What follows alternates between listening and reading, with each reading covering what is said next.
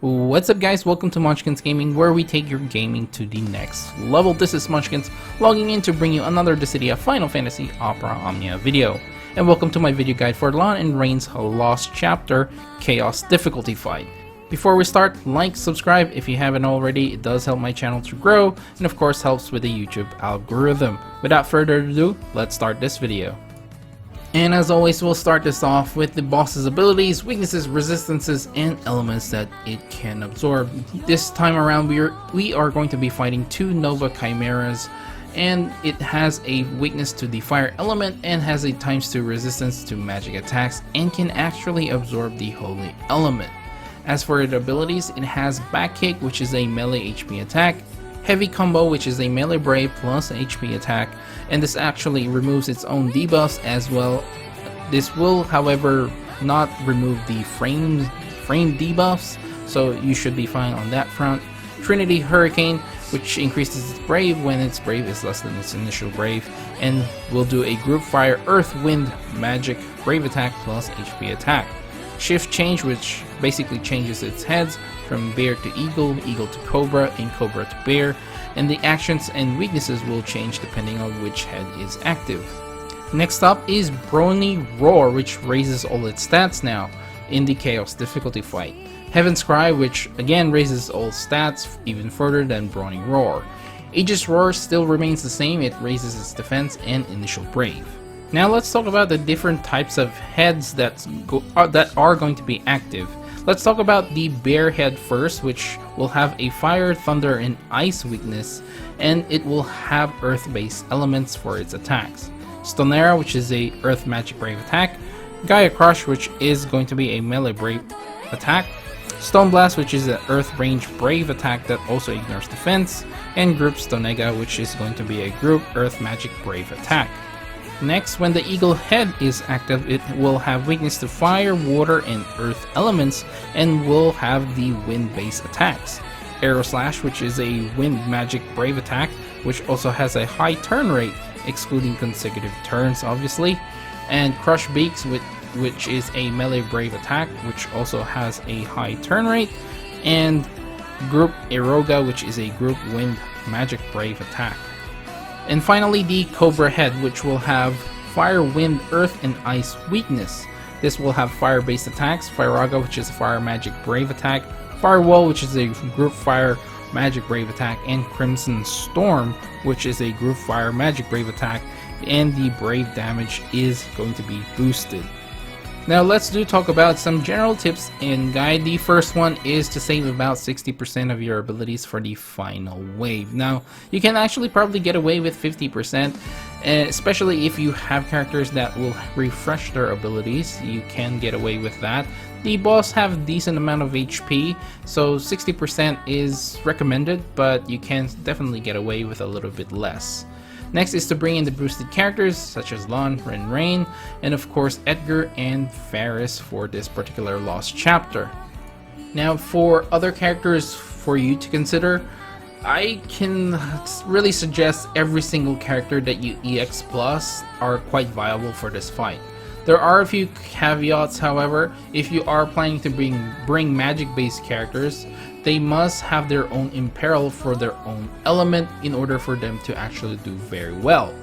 Or they are accompanied by Lulu, who can enchant and imperil the fire element for those magic based characters that don't have their own imperil, or they don't have their own particular element. So bringing Lulu along will make them quite viable for this fight. Also, try to just consider the party composition that more than anything, because if you are just bringing all DPS and no support, then it's most likely that you are going to die in that particular fight. Now for healers plus brave battery options, and this is again, you have to consider these characters bringing along with your party composition. You do have an option between Charlotta, Rem, Ignis, Rosa, and of course Penelo now, and of course Ishtola is still quite viable. As for the summon, you can bring any of the summon that basically, as long as you look at the weakness of the boss. So Ifrit, Shiva, Ramu brothers are all going to be okay for this fight. can even bring Pandemonium or even Leviathan if you really want to. Okay guys, moving on to the general strategies, let's talk about your friend support first. I do highly suggest bringing Aranea, as she can basically deal a lot of damage and can actually delay the boss as well. Especially if you are using your own Aranea, it's gonna be very helpful to bring an Aranea friend support. Now there are obviously other characters that you can consider, such as Setzer or even Agrius as well can do pretty well, since she can paralyze and silence the boss. Now the next tip or strategy that you can use is the delay tactic / paralyze as well. They are going to be your best friends, because honestly the delay tactic is the most effective tactic or strategy that you can implement in any particular boss fights, and Aranea is a very good delayer, as you can say. Next is to pay attention to the boss's weakness when it does change heads. Now the boss will always be weak to the fire element, however it will have a few tweaks here and there depending on the active head. So if you pay attention, you can expose that weakness against the boss. Now obviously if you can imperil, then those weaknesses will become mute, so you can always just apply those particular imperils if you really want to. So if you have, let's say, Shantoto is going to work very well in this particular fight as well. Now the next one is, if you do want a safer run, I do suggest you bring a tank. Zac and Warrior of Light are pretty good tanks to consider, and of course Bosch can be pretty helpful as well, as he can actually take on all the AoE damage from the boss. Now this is only a suggestion if you do want a safer run.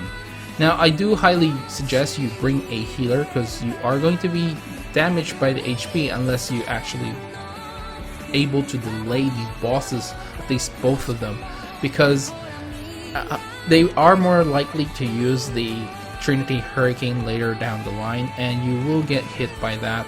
And I do highly suggest just bringing a healer just in case, so you can heal through that and get the perfect score, or heal through the amount of damage to get a much better score, so you don't have to repeat the fight. Okay, now let's move on to possible party compositions, and the first one is going to be the boosted team with Lann Reynn, with Edgar and Faris with an Aranea support and Shiva for the summon. The twins and Edgar are there for the damage, Edgar and Faris for debuffs, and Faris can actually remove buffs as well, I should say, from enemy bosses, specifically the first wave boss. So those prototype enemies, they do buff themselves, so you can definitely use Faris there, and of course Edgar is quite effective on mechanical enemies, and of course Aranea for support, just for the little bit of delay.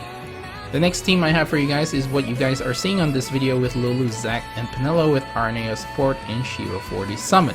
Lulu is here for the Imperil and Enchant, as I mentioned, Penelo for the HP and Brave regen, and of course a great battery, Zac to tank, and of course it does help having Lulu here, because Zac's EX ability is magic base, so you need to have Lulu there in order for you to actually do quite a decent amount of damage. Now you can obviously just get away without using Lulu, but I do highly recommend, if you are bringing Zac, to bring Lulu along. Now the next team I have for you guys here is Warrior of Light, Rosa, and Aranea with an Aranea support and Shiva for the summon. Basically, Warrior of Light here is for the shields and of course the little bit of healing, Rosa, heal and Brave Battery, and Aranea for big damage and delays. Now as for the final team, I have Noctis, Aranea, and Y'shtola for this one, with Aranea support and Ifrit for the summon. Noctis and Aranea are good for damage, and of course Noctis can change with the turns with his turn shenanigans, Y'shtola for the Brave Battery and heals, and Aranea for further delays. Alright guys, so we're finally towards the end of this video, and of course I'll give you guys my final thoughts on this fight. Now, I do believe this fight is on the easier side of things. I didn't feel like I was in danger or you know, like I was in a lot of danger, I guess, because they only really have one AoE Brave plus HP attack, which is Trinity Hurricane. And to be quite honest, they don't hurt that much, especially if you can break the boss multiple times. They don't actually get a lot of Brave out of it, especially if you do play a little bit safe and make sure that you have enough Brave, at least on one or two of your characters. For the most part, they will like mix up a lot of their you know, different kinds of elements, especially when they do get like double and triple turns, which they will have. And yeah, for the most part, they like using those Brave attacks without any HP attacks at all. So for the most part, they will get a lot of Brave, and if you can actually just re-break them, then you should be fine. Penelo is really great since she can reduce it down to 0, and of course Lulu will do well, especially because she can take advantage of the elements that the boss are weak against, which is going to be fire element. So I didn't really find that I was in danger. Sure, there were times they had like over 30k Brave, but in all honesty, they were pretty easy to shave down, especially if you put an Imperil on them and then you have that enchantment as well. You will do a lot of damage, so for the most part you will be able to break them. And even if there's a little bit of Brave left, the damage is split equally amongst all your 3 characters, so you should be fine to take like 1 or 2 hits of that, but you do try to heal through it obviously as well. So there is also a chance that obviously if they have a very high max Brave, that they will just do a back kick or a heavy combo, which is why a tank is quite essential, so they don't really gain more Brave and actually kill your characters. So like I said, if you want a safer run, having a tank is definitely a great way to make your run a lot safer. This way, even if they use heavy combo and say you have Zac like me, they basically won't destroy his shield, and they will probably do like 5k to maybe 8k damage, even if they break through that. At least you're sure that they will survive that hit. Now if you have Warrior of Light, the same thing happens because he does have the shield, and even if you don't happen to provoke a particular boss and they actually use a heavy combo on another character, at least they are safe with that shield as well. So overall, a much easier fight than what we had previously. I guess if you compare this to the Pandemonium fight, this is a little bit more difficult than that, especially if you use the delay tactic on both. I mean, if you just compare it, this obviously has 2 bosses instead of 1. I'd say the difficulty is about the same as Camelot's event, and I think that's as far as I'll go with this one. Anyway guys, I think I'll end the video right here. Please do remember to click like and subscribe if you haven't already. It does help my channel to grow for those people who haven't hit that subscribe button yet, that hit that subscribe button now. And of course, it helps that if you leave a like on this video, it will help with the YouTube algorithm as well. And of course, if you do subscribe, hit that bell button as well so you don't miss out on any of my videos. Make sure to follow me on Twitter and on Facebook at Monchkinz Gaming. Those are my social media outlets where I do post some stuff. I promise I'm not gonna spam you with anything. I usually just you know, let you know that I have released a video, but that's it for the most part. And of course, leave down in the comments below if you have a very unique team. Let me know down in the comments below. This is Monchkinz logging off, and I'll see you guys in the next level.